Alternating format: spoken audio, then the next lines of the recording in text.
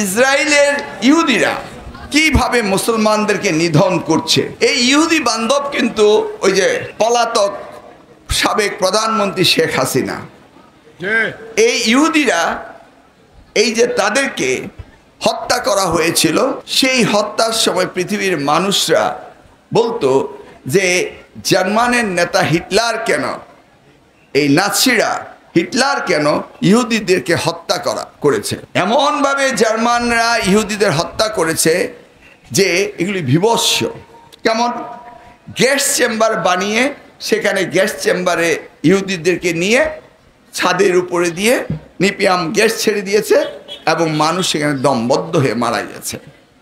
তখন যখন বিশ্ববাসী বলেছিল যে কেন হিটলার ইহুদিদের উপর এই বর্বরতম নির্যাতন করলো, তখন হিটলার বলেছিল আমি সব ইহুদিদের হত্যা করিনি, কিছু ইহুদিদেরকে বাঁচিয়ে রেখেছি। এই বিশ্ববাসী, এই পৃথিবী বুঝবে ইহুদিরা কি জাতি। এখন কি মুসলমানরা বুঝতে পারছেন? প্যালেস্টাইনে 40,000 আমাদের মানুষকে, মুসলমানকে হত্যা করেছে। সারা বিশ্বময় আন্দোলন হয়েছে, কিন্তু বাংলাদেশে ইহুদি বিদ্বেষী কোনো আন্দোলন হয়নি। কেন জানেন না? এই বক্তৃতা আমার মনে হয় বহু আগে জালালে একদিন করছিল, সেই বক্তৃতাটা আমি ভুলেও গেছি। বক্তৃতাটা এইভাবে ছিল, শেখ হাসিনা তার ছেলে পুত্রবধূ ইহুদি বধূক আসছে বাংলাদেশে প্রধানমন্ত্রী শাশুড়ি মার আপ্যায়নের জন্য। আপনি তো জানেন উনি নিজে খুব রান্না করতে পারে, উনি মাছও পালতে পারে, গরুও দোয়াইতে পারে, মানুষও জবাই করতে পারে, মুরগিও জবাই করতে পারে, সবই পারে। কর্নেল ফারুককে কিন্তু তিনি জবাই করেছিলেন, ভিডিওতে দেখেন নাই? দেখছেন না? হ্যাঁ, আমি মিথ্যা বলি না। বজলুল হুদাকে জবাই করেছেন, আপনার ভিডিওতে দেখেন নাই? সকলে দেখেছেন। আমি বস্তুত কখনো মিথ্যা কথা বলি না, মিথ্যা কথা বলবো না।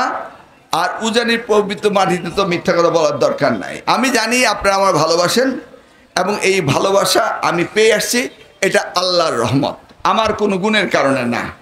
এই যে নতুন প্রজন্ম জেনজি আমার জন্য জান দিয়ে দেয়, কি জন্য এটা আমি জানি না।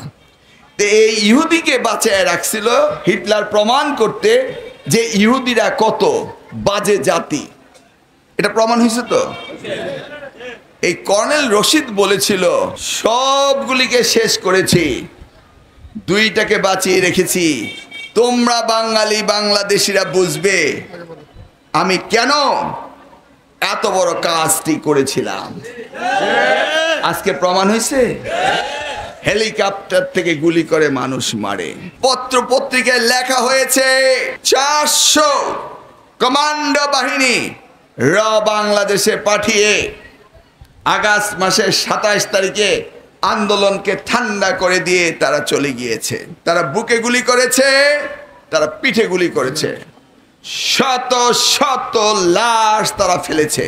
তাদেরকে আনা হয়েছিল আমাদেরকে মারার জন্য, যে এই ভিডিওগুলি ক্রমান্বয়ে আপনারা দেখতে থাকবেন। মনে পড়ে কর্নেল রশিদের কথা? এবার বুঝতে পেরেছেন তো?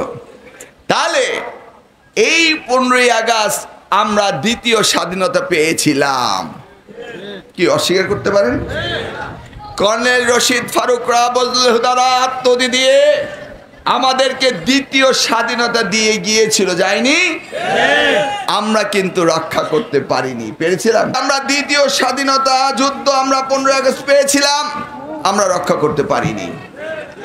কেন আমরা দ্বিতীয়বার পেলাম? কারণ গণতন্ত্র ছিল আমাদের 1 নম্বর। আমরা 1969 সালে সংসদে 167টি আসন পেয়েছিলাম।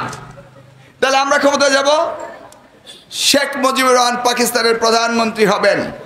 কিন্তু তারা আমাদের নির্বাচিত প্রতিনিধি, যিনি সংখ্যা গরিষ্ঠ হয়েছেন, তাকে পাকিস্তানের ক্ষমতার মসনদে যেতে দেয়নি। সেই জন্য ভোটের অধিকারের জন্য আমরা আন্দোলন করে সেটাই মুক্তিযুদ্ধ হয়েছিল, বুঝছেন তো? তো মুক্তিযুদ্ধ কি জন্য হয়েছিল? গণতন্ত্র, 1 নম্বর। গণতন্ত্রের জন্য আমরা দেশ স্বাধীন করেছিলাম, এটা বুঝতে পারছেন?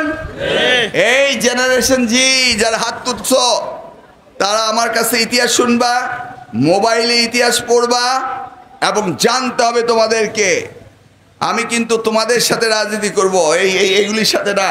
এগুলি ব্যাকডেটেড, ওই যে ব্যাকডেটেড, বুঝছো তো? এক্সপায়ার হয়ে গেছে ডেট, ওষুধের গায়ে লেখা থাকে না, এগুলি ব্যাকডেট। নতুন প্রজন্ম, বুঝছো তো, তাদের নিয়ে রাজনীতি করব।